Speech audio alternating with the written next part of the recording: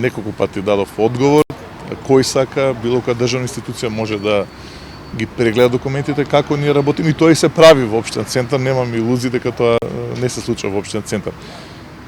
Мислам дека цинично ова актуелна владина гарнитура да ме напаѓа мене или некоја општина за рекламирање во медиуми кога јас извадив еден податок кој што податок не може да се добие од владата, бидејќи тоа е, како што и самите имаат даден одговор, тоа е државна тајна, класифицирани информации,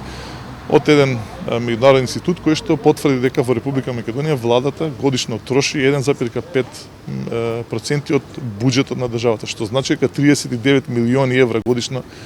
владата издвојува за рекламирање. Но не е тоа битно, најбитно е тоа што општинен центар работи како што налагат законите. Ние избравме агенцијата определува во кои медиуми